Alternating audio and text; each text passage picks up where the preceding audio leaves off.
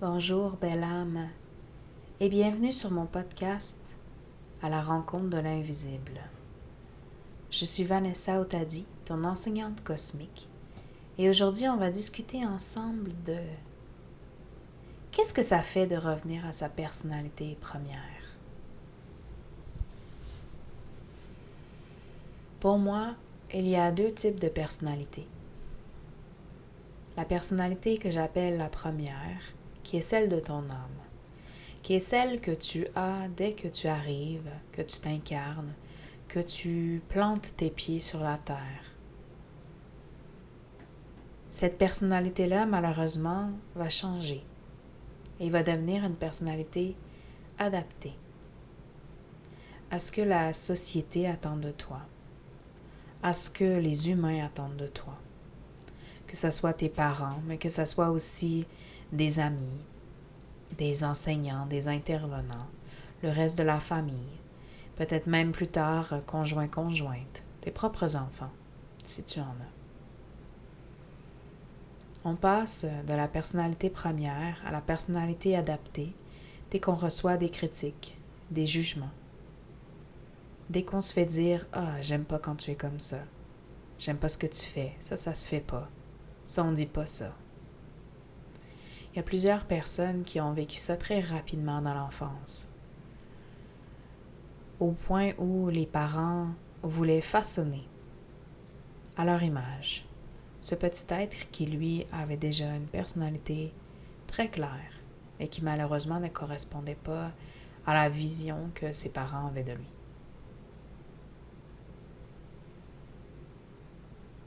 Je vais te donner en exemple ma vie. Je suis une personne qui est très intense, qui a parfois des tics moteurs, qui bouge beaucoup, qui parle beaucoup, qui parle trop, qui s'en va un peu n'importe où quand elle parle, même si c'est toujours intéressant. C'est quelque chose que malheureusement mes parents n'ont pas aimé. Donc j'ai été souvent réprimandée, j'ai été souvent remis à ma place. On m'a souvent demandé de ne pas déranger, de ne pas bouger, de me taire. J'étais, comme on dit en anglais, très bubbly. Donc, j'avais une personnalité très extravertie. Je parlais à tout le monde. J'avais peur de personne. J'étais très sociable. Et là encore, on m'a réprimandé. On m'a dit que c'était dangereux. On m'a dit que je devais pas aller voir les autres, dire bonjour. Je vois aussi tout ce qui est le monde invisible. J'entends, je vois, je ressens, je sens. Et ça, ça peut faire peur à des parents quand ils ne savent pas du tout quoi faire avec ça et quand, encore moins, ils ne le voient pas eux autres non plus. Ce qui fait en sorte que j'ai dû me taire, que j'ai dû arrêter de dire ce que je voyais, que j'ai dû réprimer mes propres peurs, mes propres doutes, mes propres angoisses de tout ce que je vivais. Et j'ai essayé d'étouffer tout ça. Je me suis donc poussée à me changer, à me transformer, à faire disparaître des bouts de moi, afin de m'adapter à ce qu'on voulait réellement de moi. Une représentation qui fitait dans le moule sociétal, mais aussi dans les besoins de mes parents, et ensuite de mes enseignants, de mes amis, et évidemment mes conjoints.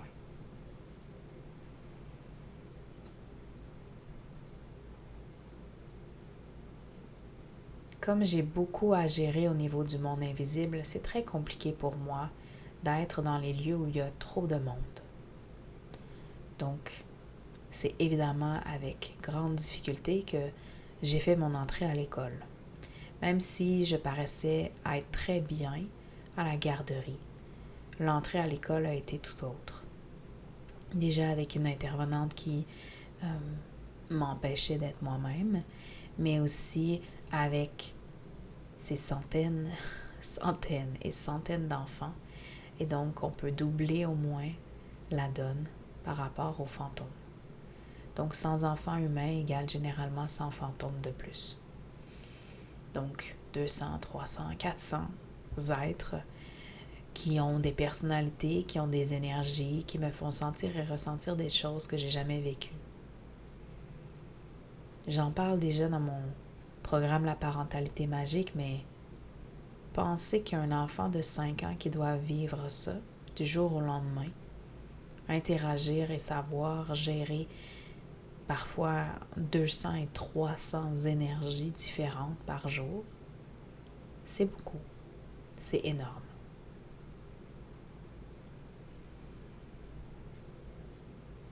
Comme j'avais de la difficulté à me gérer, encore une fois, j'ai ravalé. J'ai essayé de mettre très profondément à l'intérieur de moi ces capacités-là. J'ai essayé de me fermer les yeux. J'ai essayé d'être une autre personne. Du coup, j'ai commencé à faire le people pleaser. J'ai cherché à imiter les personnalités ou les caractéristiques des gens qui avaient l'air d'être aimés. Je voulais tout faire pour que les gens m'acceptent et même pour ce que j'étais. Ou en fait, ce que je pensais que je devais être. Mais c'était jamais, jamais assez. Au fil du temps, au fil des rejets, au fil de l'anxiété de ne pas savoir ce qu'on attend de moi, d'avoir l'impression de jamais faire le mauvais mouvement, de dire les bonnes affaires, je me suis rendu compte que, en fait, l'amour et l'acceptation étaient conditionnels à ce que l'autre voulait. Donc, non seulement il fallait que je sois comme l'autre personne voulait, mais il fallait aussi que je fasse ce que l'autre personne voulait. Et c'était seulement comme ça que j'allais être aimée.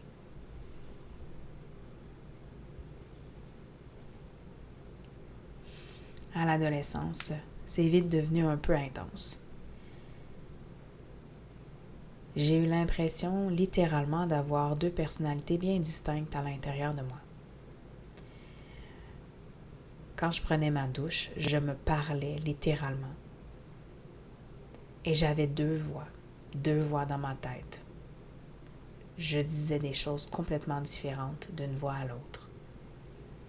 Je m'entendais penser, je m'entendais parler, je m'entendais réagir tellement différemment que j'ai commencé à avoir peur. Est-ce que j'étais atteinte de schizophrénie? Est-ce que c'était une entité qui était à l'intérieur de moi et qui justement essayait de me pousser vers une personnalité que personne n'aimait? Qui avait raison? Celle qui me disait que mes choix étaient pas bons et que j'arriverais jamais à rien et que si je continuais dans cette avenue-là, je me perdrais? Ou l'autre qui me disait de continuer de m'adapter, de continuer de faire ce que les autres voulaient, que c'est seulement comme ça que j'allais être aimée? Je remarque beaucoup chez mes clientes que celles qui font tout pour être aimées ou qui pensent que leur valeur réside dans les yeux des autres, c'est ceux qui sont le plus loin de leur personnalité première. Parce que c'est ce qu'elles ont toujours dû faire, s'adapter, s'adapter, s'adapter. Et plus on s'adapte, plus on perd l'essence même de qui on est. Moins on se rappelle qui on est, moins on sait ce qu'on doit faire et ce qu'on devrait faire, où on devrait aller, comment on devrait être.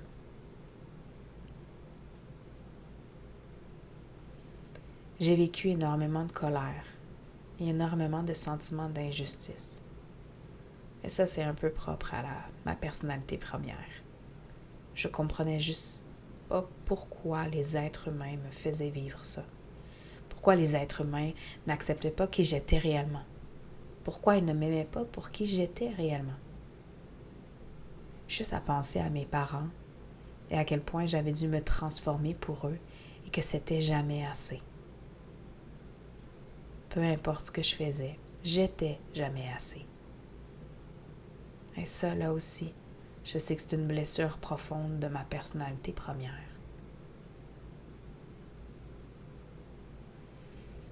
Quand il a fallu faire des choix pour mon futur, j'ai continué dans la même veine que ce qu'on m'avait toujours montré. Je me suis pas posé de questions. J'ai juste attendu de savoir ce que les autres voulaient pour moi. Donc j'ai suivi ma personnalité adaptée. Et j'ai choisi un domaine qui m'angoissait, qui ne me faisait pas plaisir et que je savais très bien que j'allais avoir encore plus de difficultés à suivre.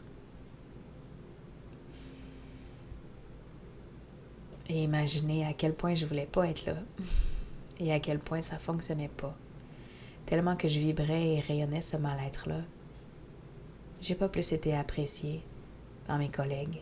Je me suis pas fait plus d'amis. À l'université, j'ai littéralement sauté. J'ai fait un burn-out ou une dépression, je le saurais jamais. Mais je me suis dit, c'est plus possible. Je peux pas continuer comme ça. Il y a quelque chose qui fonctionne pas à l'intérieur de moi.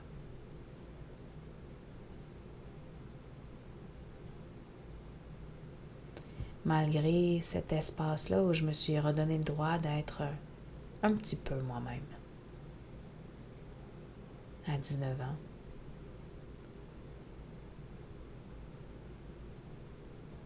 Mon esprit a cherché à valider les croyances limitantes que je continuais d'avoir par rapport au fait que ma personnalité première n'était pas une belle personnalité et que je ne serais jamais aimée si j'étais dans cette personnalité-là. Donc quand je me mettais en colère pour de l'injustice, on me traitait de princesse. Quand je parlais trop, on disait que c'était inutile ce que je disais. Quand évidemment j'évoquais le monde invisible, on me traitait de folle. Même auprès de ceux et celles que je pensais qui me comprenaient réellement, qui vivaient eux aussi la même chose que moi. Il y a eu malheureusement des réticences. Ma personnalité primaire ne pouvait pas s'épanouir tant et si longtemps que j'acceptais pas chacune de ces petites parcelles. Et c'est pas en espérant que tu ne vivras aucun jugement, aucune critique, que tu vas pouvoir revenir facilement à ta personnalité primaire. C'est en acceptant d'être cette personne-là, peu importe les jugements et les critiques, qui va te permettre de reprendre le contrôle et de revenir complètement assumé dans cette personnalité-là. On a souvent l'impression qu'il faut que ça nous vienne de l'extérieur, qu'il faut que le changement commence à l'extérieur afin de pouvoir revenir à l'intérieur. Mais c'est faux. Tout part de toi. Attends pas de recevoir la bénédiction d'un conjoint, d'une amie, ou peut-être de tes parents. Moi, j'ai repris ma personnalité primaire en décembre 2020. Après un an de mon dernier bébé, et après avoir vu à quel point, peu importe ce que je faisais pour plaire au papa de mes enfants, c'était terminé. Je me suis dit que je pouvais au moins faire quelque chose pour moi. Qui a été de reprendre ma propre vie en main, de reprendre ma propre personnalité en main, d'assumer le fait que je bouge, je parle fort, je me lève debout, que l'injustice ne passe pas devant moi, que le respect, je le donne comme je le demande, que j'ai pas ma langue dans ma poche, que je fais du bruit, que je suis très forte et que si tu viens me chercher, tu vas me trouver. Le papa de mes enfants, un petit peu capoté, m'a tout de suite traité de folle, de colérique, d'agressive. de pas douce. M'a tout de suite dit que c'était pas ce qu'il voulait. Qu'il m'aimait pas comme ça. Et sais-tu quoi? Je lui ai dit, y a pas de problème. Moi, je m'aime comme ça. Moi, je me trouve belle. Moi, je me trouve puissante. Moi, je me trouve incroyable comme ça. Et si tu le vois pas, c'est correct. Tu peux passer ton chemin. Juste en acceptant ces petits morceaux-là de moi, j'ai pu enfin aussi retrouver mes capacités. Parce que si tu as bien compris dès le départ, j'avais essayé d'enfouir ces capacités extrasensorielles-là, ces dons-là que j'avais depuis la naissance. Les faire revenir, les faire remonter, ça a décuplé ma propre puissance. Et ça m'a permis aussi de retrouver ma véritable mission de vie, qui est de t'aider à faire le ménage, qui est d'enlever tout ce qui est plus bon, tout ce qui est disqualifié, de sortir les poubelles de ton être et de les renvoyer dans le puits de lumière. Et ça, en comprenant ça, ça m'a permis de mettre en place une entreprise florissante en bien-être spirituel et pour laquelle je travaille au quotidien maintenant. Moi, enseignante cosmique. Je vais pas te mentir, j'ai perdu des amitiés à ce moment-là. Mes relations avec mes parents sont devenues hyper difficiles parce que j'ai arrêté d'être la petite fille qui leur faisait plaisir, qui les écoutait, qui se taisait. J'ai repris mes droits, j'ai repris mon pouvoir personnel. Je me suis mis de l'avant et j'ai évidemment recommencé à me faire juger de tous les bords et de tous les côtés. Mais, ma vraie tribu est arrivée. Parce que les gens qui sont arrivés après ça, c'est ceux qui vont m'aimer toute la vie pour ce que je suis. Parce qu'ils ont vraiment vu et ils apprécient vraiment la vraie Vanessa. Parce que c'est ça maintenant que je montre et que je démontre. Ce n'est plus la personnalité adaptée à toute la société humaine, de par mes expériences, de par mes croyances, de par mon éducation. C'est vraiment mon âme. Mon âme que tu vois au travers des lives, au travers de mes vidéos d'enseignement, au travers de mes coachings avec toi. Je me cache plus. Je me dédouble plus. Et j'aimerais vraiment ça, que tu fasses la même chose toi aussi.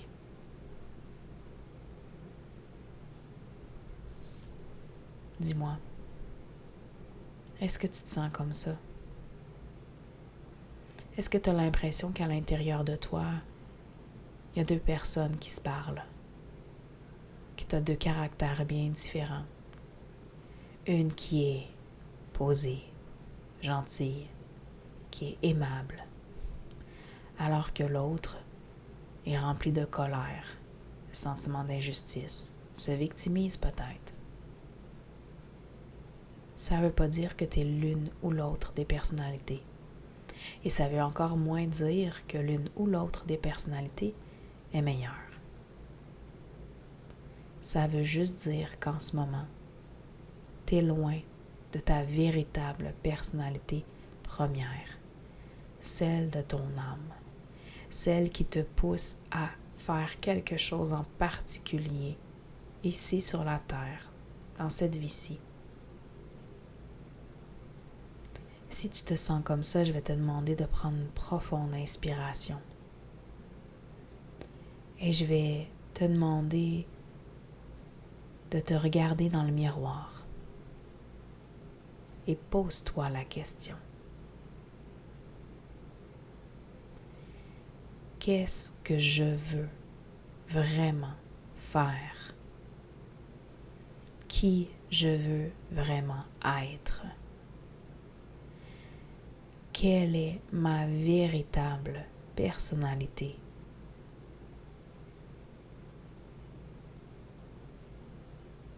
Évidemment, ensemble, je vais pouvoir t'aider à la trouver.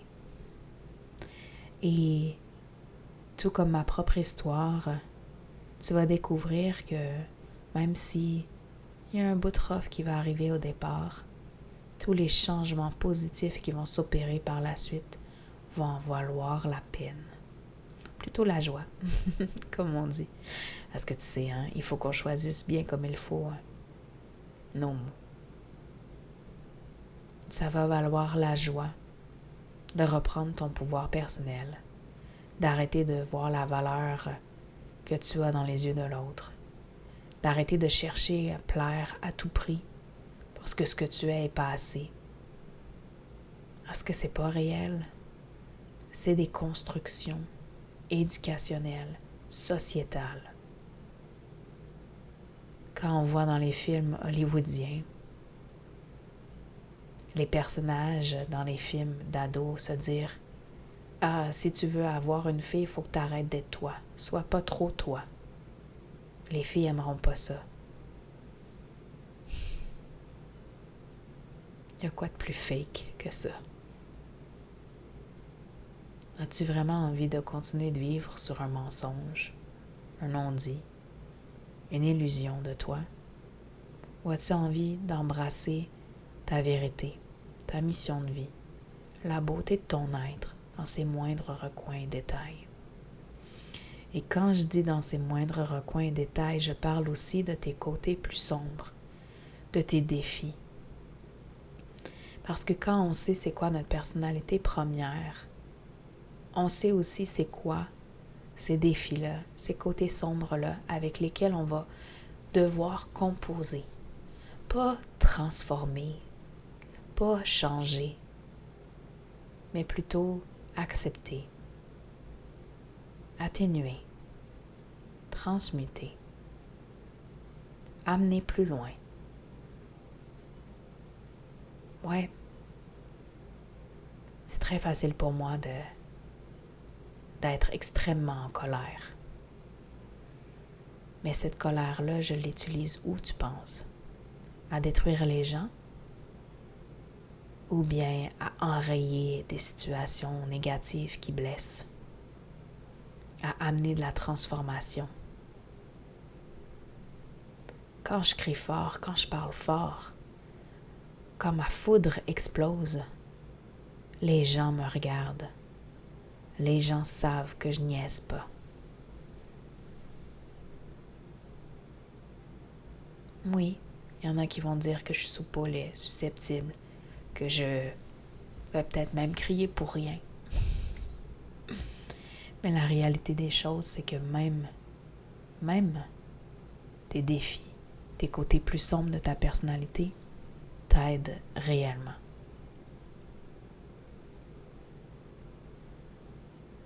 Es-tu prête à vivre un changement?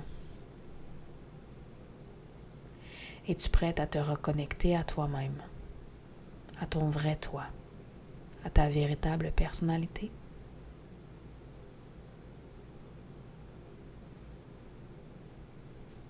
Je t'invite à venir me voir en consultation, où je prendrai le temps de répondre aux besoins uniques de ton âme. D'ici là, je te souhaite une magnifique journée.